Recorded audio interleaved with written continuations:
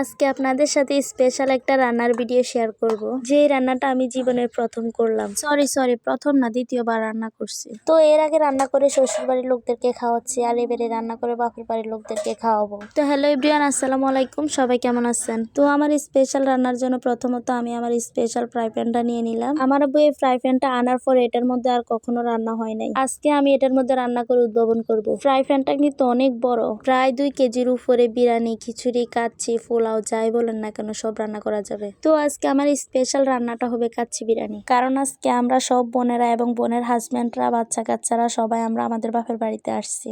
বিশেষ করে আমার আব্বু আম্মু চেয়েছিল রোজার আগে আমরা সব বোনেরা একসাথ হয়ে আমার আব্বু আম্মুর সাথে এক রাত থেকে যাই। তাছাড়া আমার ছোট বোনের হাজবেন্ডও রোজার মধ্যে বিদেশে চলে যাবে, আর সেই জন্য সবাই একসাথ হলাম।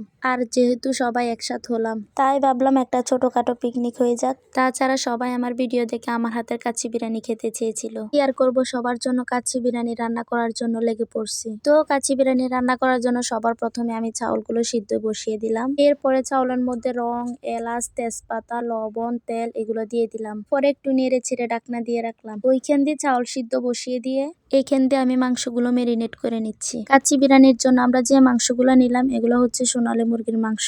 এখানে 3টা সোনালী মুরগি আছে, প্রায় 1.5 কেজির মতো। আর আজকে আমাদের বিরিয়ানির চাউলও হচ্ছে 1.5 কেজি। তো মাংস আর চাউল আদা আদি করে রান্না করা হবে। তো এই তো মাংসের মধ্যে এক এক করে আমি সব মশলা দিচ্ছি কাচ্চি বিরিয়ানি রান্না করার জন্য যা যা লাগে আর কি। তো হাতের কাছে 2-1টা আইটেম ছিল না, সেগুলো দিতে পারিনি আর কি। তো প্রথমত দিয়ে দিলাম আদা, রসুন, বাদাম বাটা, পেঁয়াজ বেরেস্তা, টমেটো সস। আমি আবার পেঁয়াজ বেরেস্তা করার সময় যে তেলটা হয়েছে এই তেলটাই দিয়ে দিলাম সবটা।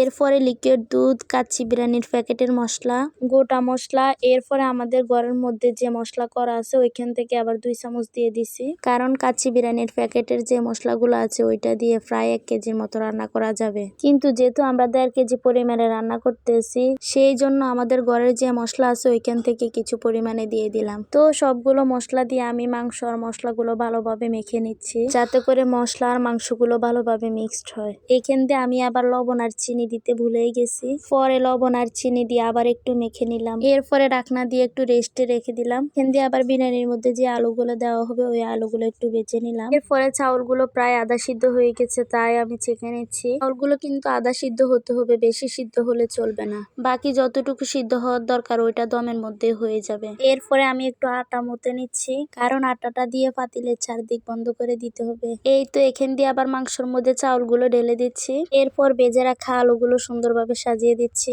এর উপরে আবার পেঁয়াজ বেরেস্তা দিয়ে দেব। আমি আবার সবগুলো চাউল একসাথে দেই নাই, তাই বাকি চাউলগুলো আবারও এর উপরে দিয়ে দিলাম। এরপরে আবার একটু সাজিয়ে দিলাম আলু আর পেরেস্তা দিয়ে। এরপরে ঢাকনা দিয়ে ডেকে ভালো করে মুখটা বন্ধ করে নেব, যাতে করে কোনোভাবে বাফটা বের না হয়। সেই জন্য আটা দিয়ে চারদিক বন্ধ করে দেব। এরপরে চুলায় হাই হিটে বসিয়ে দেব 5 মিনিটের জন্য। 5 মিনিট হয়ে গেলে চুলার আঁচটা কমিয়ে দিয়ে বাকি রান্নাটা শেষ করব। এই তো আমাদের রান্নাটা হয়ে গেছে। এবার দেখবো আমাদের বিরিয়ানিটা কেমন হয়েছে। আলহামদুলিল্লাহ, যেরকম চেয়েছি রান্নাটা ঠিক ওই রকমই হয়েছে। সবাই খেয়ে অনেক প্রশংসা করছে, কারণ রান্নাটা নাকি অনেক মজা হয়েছে। আমার হাজবেন্ড তো বলতেছে একেবারে কাচ্চি ডাইনের কাচ্চির মতো হয়েছে। তো আজকের ভিডিওটা এই পর্যন্তই। সবাই ভালো থাকবেন। আল্লাহ হাফেজ।